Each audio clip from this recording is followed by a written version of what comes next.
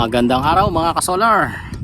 So nandito tayo ngayon sa ibabaw ng bubong at kasalukuyan tayong naglalagay ng mga railings. At bukod dyan, mayroon tayong nauna nang nailagay dito, dalawang pirasong 460 watts. Ayan.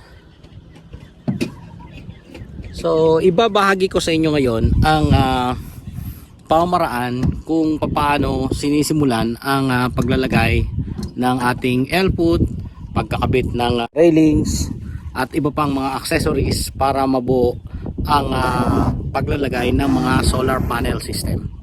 Okay, so syempre may mga Texas screw yan na nakalagay dito at dyan natin padadaanin yung ating mga Texas screw na nakasama dun sa ating mga L-fit or L-foot pag isa.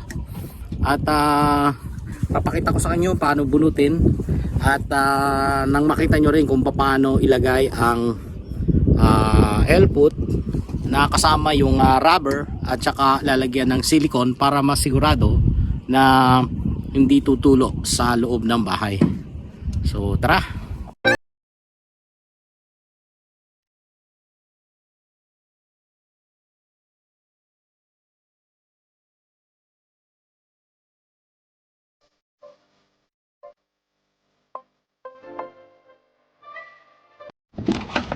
So nandito sisimulan natin, tatanggalin muna yung mga nakalagay sa ibabaw. Yan ay bulkasil.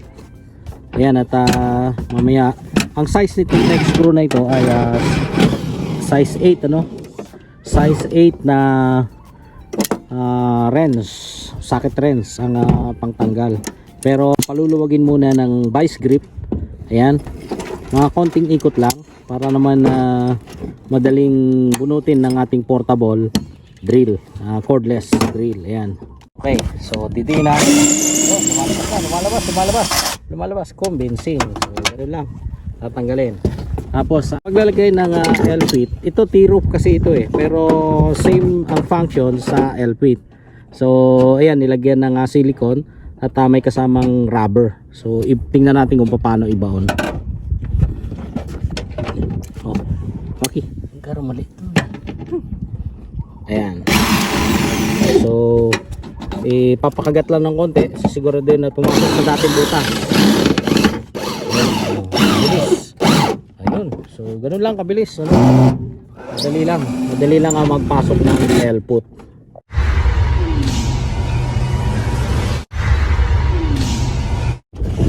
Okay mga kasolar, karugtong ng ating pagbabahagi dito sa paglalagay ng railings. Meron tayong mga technique na ginagamit na hindi pinag-aralan dun sa TESDA, sa solar installation. So ayun, ito ay railings. Ayan, isang piraso ito. At ginawa nga natin dito ay tigta tatlo. Ang regular na paglalagay ng railings ay at least 2 piraso, so taas at saka baba. Pero dahil naninigurado ang may-ari ng establishment na ito, kaya minabuti na 3 railings para sa isang hanay ng panel. So ayan, at meron tayong ginamit na nylon dito. Ang purpose ng nylon ay para masigurado na magiging tuwid. Ayan, at sinusukat na Serbong ng Paulus Solar Installation Services. Ayan ang tamang haba. Ayan, so bukod doon sa ating nylon na ginamit, ayan, meron din ginagamit si Serbong na metro para lang masigurado. Ayan, at bago higpitan yung bolt na kumakapit sa railings at saka sa L-fit or L-foot. Ayan. So kung makikita nyo mga solar dito, pinasok, merong kanal dito merong kanal. Ayan, bago higpitan merong bolt na kumakagat doon sa nut sa loob. So itong mga grid lines na ito, yan ay magsisilbing contact para lalong mahigpit ang pagkakakapit ng railings doon sa L-fit or L-foot. Ayan. At bahagi nga rin dito ng solar panel installation yung tinatawag na splice kit. So nilalagay ito sa gitna dun sa dugtungan para tuloy-tuloy na magkaroon ng puwersa mula dito sa kabilang railings hanggang dito sa another railings, or kung depende sa kung gaano man kahaba ang paglalagyan. At pag magsusuot kayo ng railings, so nakalagay ng bolt and nut. Ayan, maaari mong unahin sa dulo para maipasok, para kumagat doon sa bolt and nut. So yan, pakakagatin ni Sir Bong. Ayan o, palulugan natin, sir. Palulugan muna natin dito. Ayan, yun naman, tama lang. May posisyon.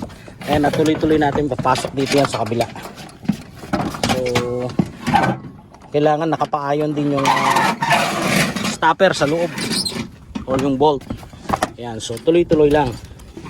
At yan ay kakapit din. So pwede natin luwagan dito. Ayan, kung masyado ng mahaba. Ayan, para kumagat.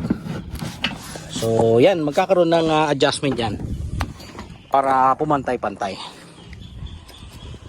At papakita ko sa inyo sa susunod yung paglalagay na mismo ng ating panel. Kailangan lang mapantay-pantay ito para hindi mag-alon-alon yung mga panels na ilalagay natin. At ganito magiging hitsura niyan. Ayan.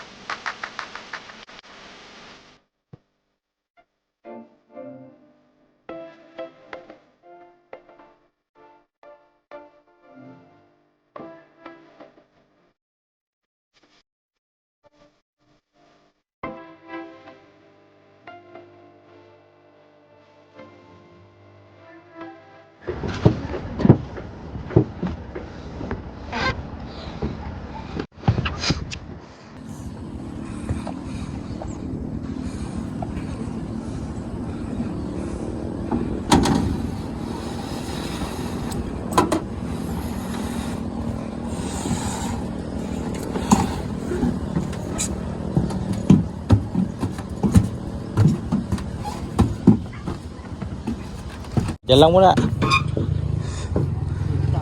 Bitaw lang. Oh, next.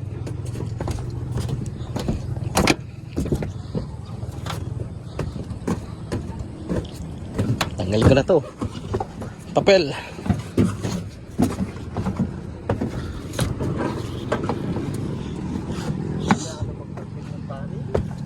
Ha?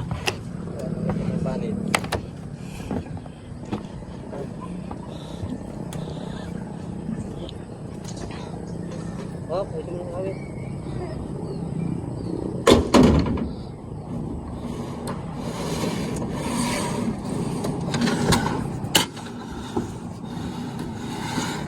Ano pa?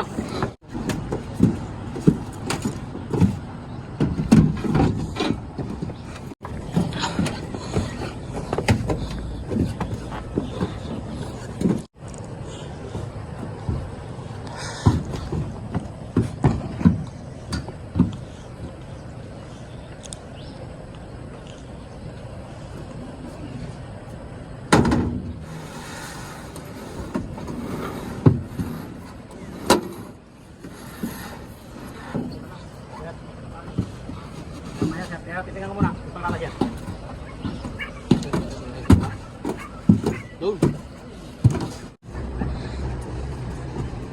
Ops, Toy, magtinginan. O, isa na lang.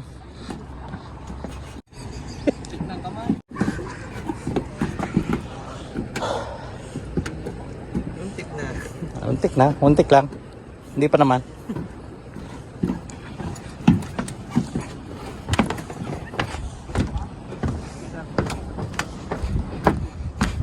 Taday pa ka, taday.